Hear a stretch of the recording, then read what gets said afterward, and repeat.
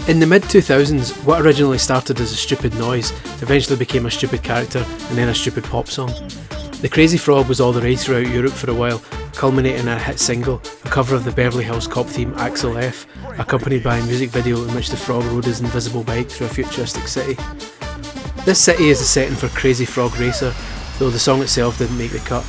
It should probably consider itself lucky not to be included though, because the game somehow manages to be even worse.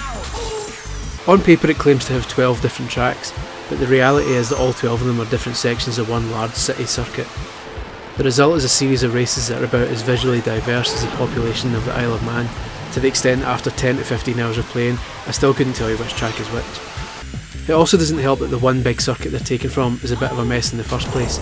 It's full of swooping highway tracks with plenty of turns, hills and dips, but everything's so badly designed that staying on the course is usually an exercise in patience. The game's speed often makes it impossible to tell when corners are coming, meaning you have to take your eyes away from the action and rely on the minimap most of the time. Even when you do know where you're supposed to be going, it isn't a done deal. The handling is so piss poor that you'll often find yourself flying off the track anyway. It's basically a racing game that punishes you for trying to be fast. Approach some of the big jumps at any decent speed and you'll soar into the air, but a lot of the time the game's camera will stubbornly refuse to look down until the last minute, making it nearly impossible to land on the strip of road you're supposed to hit. Because the tracks are made out of one large circuit, there are a load of unused roads dotted around each one. Sometimes after a big jump you'll land on what you think is a perfectly valid piece of road, but go right through it, because any parts that aren't the current track somehow become ghost roads that you just fall through, even though your vehicle can fly.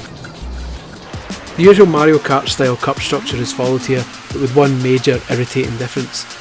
Once you finish the 3 cups, which are oddly named Baby Cup, Funny Cup and Crazy Cup, you then unlock the Special Cup. Now don't start getting excited for Rainbow Road style shenanigans. The Special Cup is just a massive cup with all 12 tracks in one go. Given that some of the later tracks are stupidly long, you're talking about an hour and 20 minutes of shite racing if you want to beat this cup and unlock the game's only hidden character, a mad cow, which is what you'll feel like by the time you're done with it. It's not all bad news though. Okay, it's mostly bad news, but still, the music's alright for its time. Even though the actual Crazy Frog Axel F theme isn't in there, there's a batch of similar Euro dance beats that come with the added bonus of not having the Crazy Frog voice slapped over them. The weapon system's also quite interesting, in that instead of just picking up items, you collect coins and spend them on whatever weapon you like, whenever you like. Though given that most of them are about as useful as an ashtray on a motorbike, that isn't quite as exciting as it sounds. Ultimately, Crazy Frog Racer is pretty much a shambles from start to finish, but while it has a couple of redeemable qualities, for the most part this is one frog that you'd be crazy to go anywhere near.